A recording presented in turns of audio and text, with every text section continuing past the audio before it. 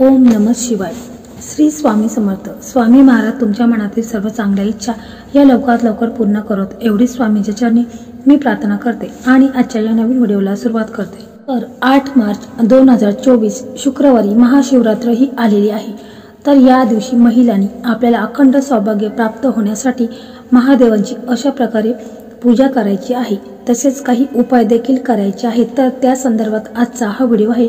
तर व्हिडिओ खूप असा महत्त्वाचा आहे आणि तो मी अगदी थोडक्यात सांगायचा प्रयत्न करणार आहे। तर व्हिडिओ तुम्ही स्किप न करता शेवटपर्यंत पहा आणि जे कोणी चॅनलवरती नवीन असतील तर त्यांनी चॅनलला सबस्क्राइब करा आणि समोरील बेल आयकॉनला क्लिक करा, कारण जे नवीन येणारे व्हिडिओ आहेत तर त्याचं नोटिफिकेशन हे तुम्हाला लगेच मिळेल आणि तुम्ही एक पण व्हिडिओ मिस करणार नाहीत। त्याचप्रमाणे हर हर महादेव असे कमेंट करायला अजिबात विसरायचं नाही। महाशिवरात्री हा हिंदूंचा प्रमुख धार्मिक सण आहे। फाल्गुन महिन्यातील कृष्ण पक्षातील चतुर्दशीला हा पवित्र सण साजरा केला जातो। या दिवशी भगवान शंकर आणि माता पार्वतीचा विवाह झाला होता। महाशिवरात्री भगवान शिव आणि माता पार्वतीला समर्पित आहे। या दिवशी माता पार्वती आणि भगवान शिव लग्नाच्या बंधनात बांधले गेले होते, म्हणून या दिवशी देवी पार्वती आणि भगवान शिव यांची पूजा केली जाते। यामुळे व्यक्तीला सुख आणि सौभाग्याचा आशीर्वाद प्राप्त होतो। देवांचे देव महादेव यांना महाशिवरात्री समर्पित आहे। पंचांगानुसार यंदा माघ महिन्यातील कृष्ण पक्षातील चतुर्दशी तिथीला महाशिवरात्री आहे, महादेवाला समर्पित आहे। या दिवशी शिव आणि माता पार्वतीची विशेष पूजा केली जाते, तसेच या दिवशी व्रत देखील केले जाते।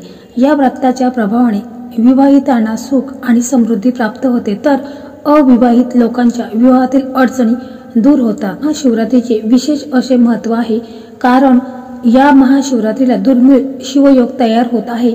या योगामध्ये शिव आणि माता पार्वतीची उपासना केल्याने साधकाला विशेष फळ प्राप्त होते। महाशिवरात्रीच्या दिवशी महिलांनी विशेषतः घरातील सर्व व्यक्तींनी ब्रह्ममुहूर्तावर उठायचं आहे आणि लवकरच आंघोळ वगैरे करायची आहे। जर या दिवशी तुम्ही पवित्र नदीमध्ये स्नान केले तर याचं तुम्हाला जास्त पुण्यफळ प्राप्त होत असतं, परंतु तुमच्या जवळपास कुठे नदी तलाव नसेल तर मग तुम्ही घरीच आंघोळीच्या पाण्यामध्ये थोडंसं गंगाजल टाकायचं आहे आणि आंघोळ करायची आहे। त्याच्यानंतर तुम्हाला स्वच्छ पांढरे कपडे घालायचे आहेत आणि मग तुम्हाला सूर्यदेवांना अर्घ्य द्यायचा आहे। सूर्यदेवांना अर्घ्य देता वेळेस जो तांब्याचा तांब्या आहे त्या तांब्यामध्ये पाणी आहे, तर त्याच्यामध्ये तुम्हाला थोडंसं हळद कुंकू अक्षता टाकायचे आहेत, एक लाल फूल टाकायचं आहे आणि लाल चंदन असेल तर तो थोडंसं टाकायचं आहे।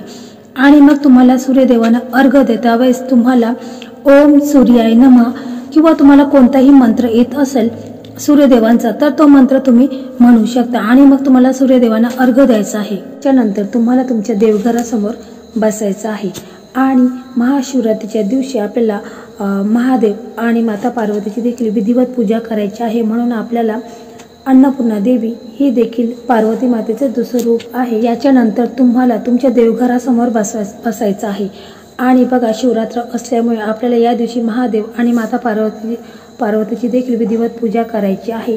तर आपल्याला या दिवशी अन्नपूर्णा देवी ही देखील पार्वतीचे दुसरे रूप आहे, म्हणून अन्नपूर्णा देवीला देखील आपल्याला तिची देखील पूजा करायची आहे, अभिषेक करून घ्यायचा आहे। तसेच गणपती बाप्पा आणि महादेवांची शिवपिंडी हिला देखील अभिषेक करून घ्यायचा आहे।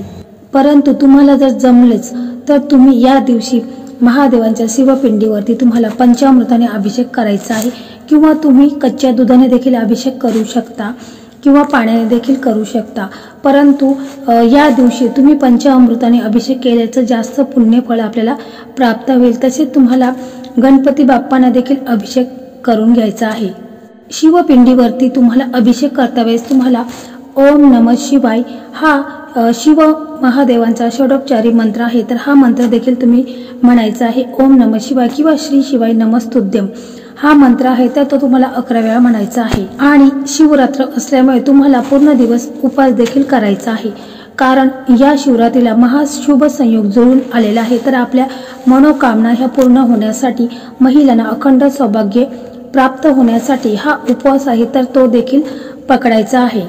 तर हे सर्व झाल्यानंतर मग तुम्हाला काय करायचं आहे की तुम्हाला महादेवांच्या मंदिरामध्ये जायचं आहे। बघा आपल्याला काही साहित्य देखील लागणार आहे, म्हणजे बघा आपल्याला थोडे काळे तीळ घ्यायचे आहेत, बेलपत्र घ्यायचे आहेत, बेलाची पाने आपल्याला घ्यायची आहेत, एक पिंपळाचं पान घ्यायचं आहे, एक धोत्र्याचं फूल, तसेच थोडेसे अक्षता घ्यायचे आहेत, तांदूळ, एक शमीपत्र घ्यायचं आहे आणि तांब्या भरून पाणी घ्यायचं आहे। तसेच आपल्याला दूध, मध, तूप, साखर, एक तुपाचा दिवा हे देखील आपल्याला अवश्य लागणार आहे। परंतु आपल्याला एक तांब्या भरून दूध घ्यायचं आहे, म्हणजे गाईचं दूध असेल तर अतिउत्तम। त्या दुधामध्ये तुम्हाला थोडंसं दूध, मध, तूप आणि साखर आणि दही असे 5 पदार्थ त्याच्यामध्ये टाकून तुम्हाला पंचामृत तयार करायचं आहे, म्हणजे घरीच तयार करून घ्यायचं आहे आणि मग आपल्याला महादेवांच्या मंदिरामध्ये जायचं आहे। जर तुमच्याकडे तांब्या भरून दूध नसेल तर मग तुम्ही 1 ग्लासभर जरी घेतला तरी हरकत नाही, परंतु तुम्हाला पंचामृत हे घरूनच घेऊन जायचं आहे।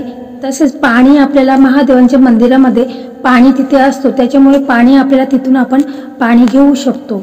महादेवांच्या मंदिरामध्ये गेल्यावर आपण पूर्वेकडे तोंड करून बसायचं आहे। तिथे गेल्यानंतर मग आपण प्रथम तुपाचा दिवा लावायचा आहे, त्याच्यानंतर आपल्याला पाण्याने अभिषेक करून घ्यायचा आहे, त्याच्यानंतर पंचामृताने अभिषेक करून घ्यायचा आहे, पुन्हा पाण्याने अभिषेक करून घ्यायचा आहे। त्यानंतर मग तुम्हाला अक्षता अर्पण करून घ्यायच्या आहेत, तसेच धोत्र्याचं फूल आणलेलं आहे तर ते देखील तुम्हाला अर्पण करून घ्यायचं आहे महादेवांच्या पिंडीवरती। आणि त्याच्यानंतर जो आपण चंदन घेतलेला आहे तर तो चंदन थोडासा उगाळून घ्यायचा आहे आणि त्याचे आपल्याला वरती 3 बोटे आपल्याला लावायचे आहेत चंदनाची, आणि मध्ये तुम्हाला एक तुपाचा टिपका द्यायचा आहे। तुपावरती तुम्हाला काळे तिल चिटकवायचे आहेत। नंतर बेलपत्र घेऊन मधाने त्यावर तुम्हाला ओम नमः शिवाय लिहायचं आहे आणि बेलपत्राच्या 3 पानावर थोडेसे तूप लावून आपल्याला त्यावर काळे तिळ हे चिटकवायचे आहेत। तर आपल्याला शमीपत्र घ्यायचं आहे, त्यावर देखील आपल्याला थोडंसं तूप लावायचं आहे आणि काळे तिळ त्याला चिटकवायचे आहेत आणि मग ते आपल्याला पिंडीवरती अर्पण करायचे आहेत। त्याच्यानंतर जो पिंपळाचा पान आपण आणलेला आहे तर त्याला देखील आपल्याला थोडंसं मध्ये पानाच्या मध्ये तूप लावायचं आहे, थोडेसे काळे तीळ चिटकवायचे आहेत आणि ते आपल्या हातावर घेऊन महादेवांच्या पिंडी समोर धरून आपल्या मनातील इच्छा शिवशंकरांना सांगायच्या आहेत। माझ्या घरामध्ये सुख समृद्धी येऊ द्या, माझ्या पतीचे आयुष्य आरोग्य हे त्यांना चांगले मिळू द्या, माझ्या मुलांची प्रगती होऊ द्या, माझ्या घराची भरभराट होऊ द्या। अशा प्रकारे तुम्हाला तुमच्या मनातील जी काही इच्छा आहे तर ती देखील तुम्हाला मनापासून बोलायचं आहे। तसेच मला अखंड सौभाग्य प्राप्त होऊ द्या अशा प्रकारे तुम्हाला बोलायचं आहे। मग त्याच्यानंतर तो पान आहे तर तो पान तुम्हाला शिवलिंगाची जी निमुळती बाजू असते तिथे अशोक सुंदरीचं स्थान आहे, म्हणजे महादेवांची मुलगी अशोक सुंदरी, तर त्या ठिकाणी तुम्हाला तो पान आहे तर तो अर्पण करायचा आहे। त्याच्यानंतर मग तुम्हाला ओम नमः शिवाय किंवा श्री शिवाय नमस्तुभ्यम हा मंत्राचा जप करत करत तुम्हाला 11 वेळा काळे तीळ आहेत तर ते महादेवांच्या पिंडीवर अर्पण करायचे आहे। मग हे सर्व झाल्यानंतर तुम्हाला नंदीपाशी जायचं आहे। नंदी जवळ गेल्यानंतर तुम्हाला नंदीची देखील पूजा वगैरे करून घ्यायची आहे आणि मग तुम्हाला नंदीच्या कानामध्ये मनातील जी इच्छा आहे, म्हणजे कोणतीही तुमची इच्छा असू द्या किंवा कोणतेही काम असू द्या जे बरेच दिवसापासून रखडलेलं आहे तर ते सर्व तुम्हाला नंदीच्या कानामध्ये बोलायचं आहे, कारण या उपायाने आपल्या जीवनातील कितीही अडलेले काम पूर्ण होण्यास मदत होते व आपल्या मनातील सर्व इच्छा या पूर्ण होतात।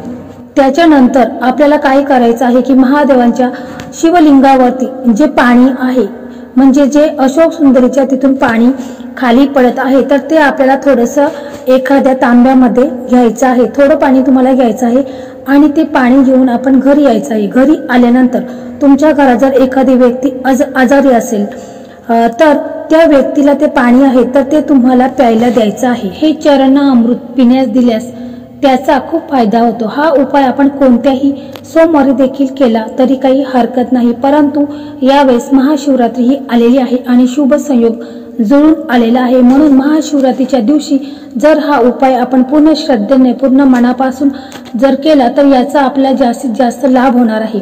आपल्या घरामध्ये सुख समृद्धी कायम टिकून राहील, लक्ष्मीची कृपा देखील आपल्यावर होईल, आपल्या घरामध्ये धनाच्या बाबतीत जे काही समस्या आहेत तर त्या देखील दूर होतील, तसेच तुमच्या पतीची प्रगती होईल, मुलांची प्रगती होईल, घराची भरभराट होईल तर या महाशिवरात्रीला हा जो उपाय आहे तर महिलांनी आपल्याला अखंड सौभाग्याकरता हा उपाय अवश्य करायचा आहे। कारण या उपायामुळे तुमच्या मनातील जी काही इच्छा आहे, आकांक्षा आहे तर त्या पूर्ण होण्यास खूप मदत होणार आहे। तर हा जो उपाय आहे तर हा उपाय शिव महापुराण मधील उपाय आहे। तर पूर्ण श्रद्धेने पूर्ण मनापासून हा उपाय तुम्ही अवश्य करा, याचा तुम्हाला जास्तीत जास्त लाभ होईल। तर मित्रांनो, अशा प्रकारे आजचा हा व्हिडिओ होता। तर हा व्हिडिओ तुम्हाला कसा वाटला कमेंट मध्ये नक्की सांगा आणि जर व्हिडिओ आवडला तर व्हिडिओला लाईक करा, शेअर करा आणि चॅनलला सबस्क्राईब करा। धन्यवाद।